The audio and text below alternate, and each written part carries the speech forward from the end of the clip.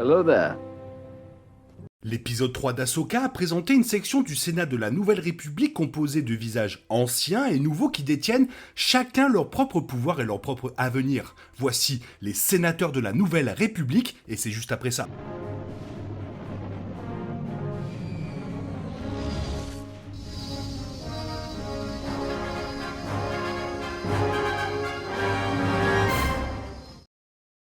Cet épisode commence avec le personnage entraînant sa padawan Sabine nouvellement réintégrée aux différentes formes de combat au sabre laser tout en tentant de renforcer la connexion de cette dernière avec la Force. Pendant ce temps, à travers la galaxie, la générale de la Nouvelle République, Hera Syndulla, rencontre le comité sénatorial en charge de la flotte de défense de la Nouvelle République, afin d'obtenir le soutien d'un escadron pour assister Ahsoka et Sabine dans le système d'Enab.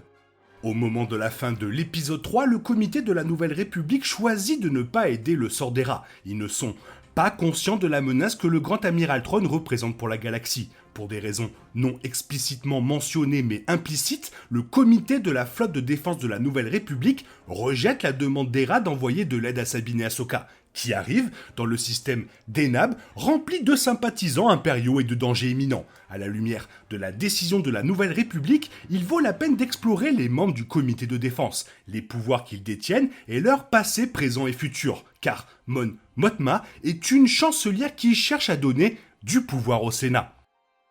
Car oui, l'un des personnages de retour au sein du comité de la flotte de défense de la Nouvelle République dans l'épisode 3 a déjà été vu dans Rogue One et Andor, entre autres, et c'est bien Mon Mothma. Il est révélé que Mon Mothma est la chancelière de la Nouvelle République qui cherche à renforcer l'idée d'un Sénat démocratique. Après la chute de l'Empire et le règne tyrannique de Palpatine, Ahsoka indique clairement que Mon Mothma souhaite ramener le corps dirigeant de la galaxie aux voix républicaines du Sénat, présentes depuis 1000 ans avant que Palpatine ne reçoive les pouvoirs d'urgence de chancelier suprême.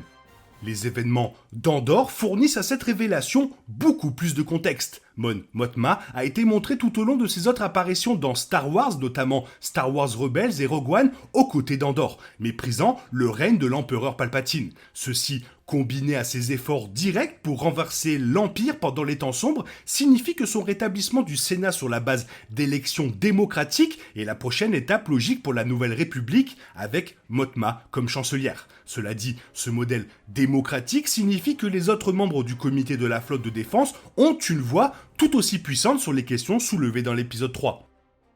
Ce nouveau système est exploré dans la série alors qu'Hera doit se tenir devant 4 autres membres dirigeants du Sénat. Bien que Mon Mothma soit la chancelière de la Nouvelle République, la demande d'Hera doit être présentée aux 5 membres du comité de la flotte de défense de la Nouvelle République et recevoir un vote de confiance unanime, ou du moins une majorité écrasante. Plutôt qu'une seule personne ait le dernier mot sur la décision, comme c'était le cas avec l'Empire galactique de Palpatine, différents secteurs de la Nouvelle République ont des comités dédiés de sénateurs de la Nouvelle République qui prennent des décisions collectivement. L'épisode 3 révèle que c'est le cas pour la flotte de défense de la Nouvelle République. Il est probable qu'en tant que chancelière de la Nouvelle République, Mon Mothma siège dans la plupart des comités de la Nouvelle République. Dans le cas du comité de la flotte de défense, Mothma est rejoint par 4 autres membres qui contrôlent quand, comment et où la flotte de défense de la Nouvelle République est déployée en fonction des demandes des officiers de la marine de la Nouvelle République, comme Hera Syndulla par exemple. Mais alors, qui sont les membres du comité sénatorial de la Nouvelle République ? Il vaut la peine d'explorer qui sont les autres sénateurs du comité de la flotte de défense de la Nouvelle République. Sur les 4 autres membres, outre Mon Mothma, un seul est déjà apparu dans la grande quantité d'histoires de Star Wars. Les 3 autres restent pour la plupart mystérieux. L'un des membres du comité de la flotte de défense de la Nouvelle République n'est pas crédité dans la série, un grand sénateur anonyme de la planète Kinyen. Alors que 2 autres sénateurs ne sont jamais apparus dans Star Wars auparavant. Ils sont crédités comme la sénatrice Rodrigo et le sénateur Mawood dans le générique de l'épisode 3. La sénatrice Rodrigo et le sénateur Mawood sont respectivement représentés et sont 2 sénateurs humains du comité de la flotte de défense. L'autre membre, outre Mothma et l'anonyme, est le sénateur Amato Xiono. Xiono a déjà été vu brièvement dans la série animée Star Wars Résistance, qui se déroule à l'époque de la postlogie. Amato Xiono est le père du personnage principal de Résistance, Kazuda Xiono. Bien que l'on sache peu de choses sur Amato en dehors de ses fonctions dans la Nouvelle République, l'épisode 3 révèle son scepticisme quant au retour de l'Empire et son implication dans le comité de la flotte de défense de la Nouvelle République. Alors, pourquoi le comité ne croit pas que l'Empire soit une menace ?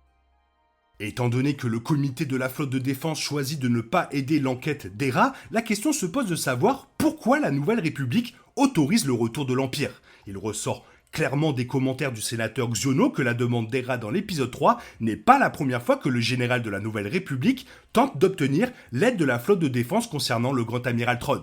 Xiono implique qu'Hera a, à plusieurs reprises, utilisé la flotte de défense de la Nouvelle République pour rechercher Ezra et a utilisé la menace potentielle de Thrawn comme monnaie d'échange pour obtenir de l'aide dans ses tentatives de localiser son ami disparu. En tant que tel, la flotte de défense de la Nouvelle République, et en particulier le sénateur Xiono, n'est pas disposé à fournir à nouveau de l'aide à une mission en vain alors que les ressources sont mieux utilisées ailleurs. Mais où, on se demande. Une autre raison pour laquelle le comité de la Nouvelle République n'aidera pas Hera est simplement parce que ses membres ne croient pas que Thrawn représente une menace. La sénatrice Rodrigo et le sénateur Xiono indiquent clairement dans l'épisode 3 qu'ils croient que Thrawn est mort aux côtés d'Ezra et que les restes impériaux de la galaxie n'ont pas de chef unifié ou de commandement centralisé pour justifier une menace pour la Nouvelle République. Et enfin, la raison la plus importante pour laquelle le comité sénatorial ne considère pas l'Empire comme une menace est probablement, simplement la peur. Le sénateur Mawood